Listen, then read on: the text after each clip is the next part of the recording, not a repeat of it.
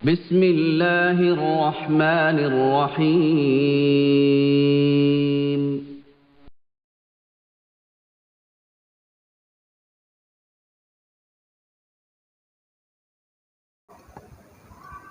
السلام علیکم ورحمۃ اللہ وبرکاتہ۔ میں مفتی سرفراز شیخ آپ سبھی کا تہہ دل سے استقبال کرتا ہوں ہمارے ادارے جامعہ محمودیہ کی چینل دین سیکھیے میں۔ یہ ہماری 18ویں مجلس ہے۔ آج کی اس مجلس میں نماز کی دوسری شرط یعنی کپڑے کا پاک ہونا، اس کے متعلق ضروری اور اہم مسائل بیان کیے جائیں گے۔ ہماری اس سے پہلے کی تمام مجلسوں میں نماز کی پہلی شرط یعنی بدن کا پاک ہونا، اس کے متعلق ضروری مسائل بیان ہو چکے۔ مسئلہ نمبر 1، نماز کے صحیح ہونے کے لیے کپڑے کا ہر قسم کی ناپاکیوں سے پاک ہونا ضروری ہے۔ اگر کپڑے پر زیادہ مقدار میں ناپاکی لگی ہے اور ایسی حالت میں اگر کسی نے نماز پڑھ لی تو اس آدمی کی نماز صحیح نہیں ہوگی۔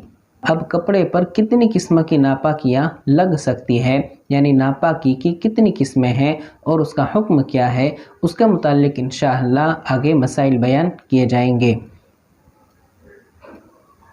نجاست حقیقی، نجاست حقیقی یعنی وہ ناپاکی جس کو ہم اپنی آنکھوں سے دیکھ سکتے ہیں، اس کی دو قسمیں ہیں۔ نمبر 1، نجاست غلیظہ یعنی وہ ناپاکی جو بھاری اور سخت ہے۔ اس میں کون کون سی چیزیں شامل ہوگی، اس کو یاد رکھنے کے لیے آپ 3 باتیں یاد رکھیں۔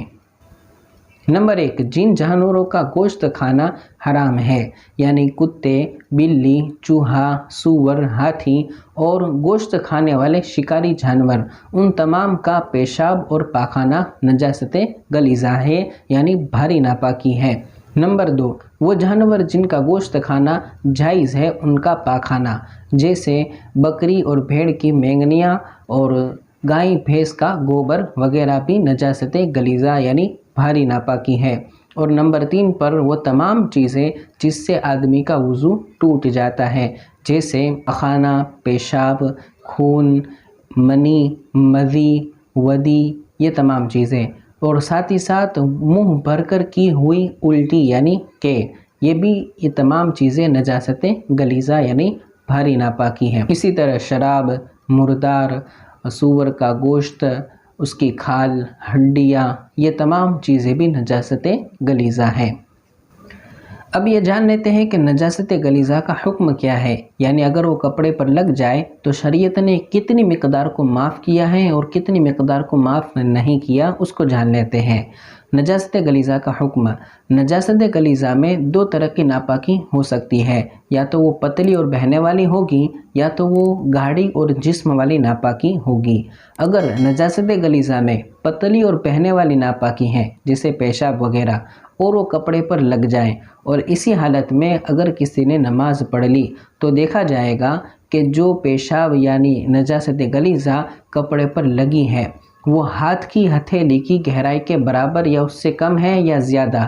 اگر وہ ہاتھ کی ہتھیلی کی گہرائی کے برابر یا اس سے کم ہے تو ایسی حالت میں جو نماز پڑھی وہ نماز صحیح ہو جائے گی، اور اگر وہ ہاتھ کی ہتھیلی کی گہرائی سے زیادہ ہے تو ایسی حالت میں پڑھی ہوئی نماز صحیح نہیں ہوگی، اس کو دہرانی پڑے گی۔ ہاتھ کی ہتھیلی کی گہرائی کا مطلب یہ ہے کہ سب سے پہلے آپ اپنا ہاتھ کھول کر رکھیں اور اس پر پانی ڈالیں، اور اتنا زیادہ مقدار میں پانی ڈالیں کہ پانی ہاتھ کے ادھر ادھر کنارے سے نکل جاوے۔ پھر اس کے بعد دیکھیں کہ ہتھیلی میں پانی کہاں تک ٹھہرا ہوا ہے، تو جہاں تک ہاتھ کی ہتھیلی میں پانی ٹھہرا ہوا ہے وہ ہاتھ کی ہتھیلی کی گہرائی کی مقدار ہے۔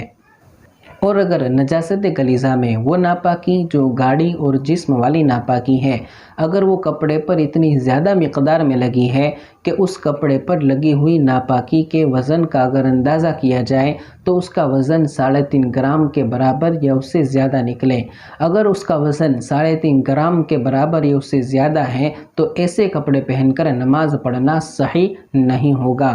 اور اگر وہ وزن کرنے میں 3.5 گرام کے اس سے کم ہے تو اب ایسے کپڑے پہن کر نماز جو پڑھی گئی وہ صحیح ہو جائے گی۔ یہاں پر میں آپ کو ایک بات بتاتا چلوں کہ نجاست غلیظہ میں جو ناپاکی پتلی اور بہنے والی ہے اس میں ہاتھ کی ہتھیلی کی گہرائی کی مقدار، اور جو ناپاکی گاڑی اور جسم والی ہے اس میں 3.5 گرام سے کم کی مقدار، یہ شریعت میں معاف ہے۔ اس کے معاف ہونے کا مطلب کیا ہے اس کو سمجھنا ضروری ہے۔ اس کے معاف ہونے کا مطلب یہ ہے کہ اگر اتنی ناپاکی کپڑے پر لگی ہے اور آدمی کو اس کا علم نہیں ہے، اس کو پتہ نہیں ہے، اور ایسی حالت میں اس نے ایسے کپڑے پہن کر نماز پڑھ لی تو اس آدمی کی نماز صحیح ہو جائے گی۔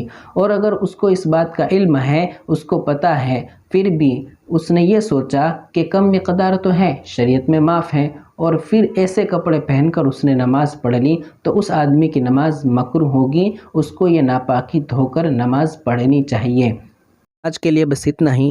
اگر آپ نے ہمارے اس چینل کو سبسکرائب نہیں کیا ہے تو جلدی سے سبسکرائب کر لیں اور بیل آئیکن کو بھی دبا لیں، اور اس ویڈیو کو اپنے تمام واٹس ایپ گروپ میں شیئر کیجیے۔ السلام علیکم ورحمۃ اللہ وبرکاتہ۔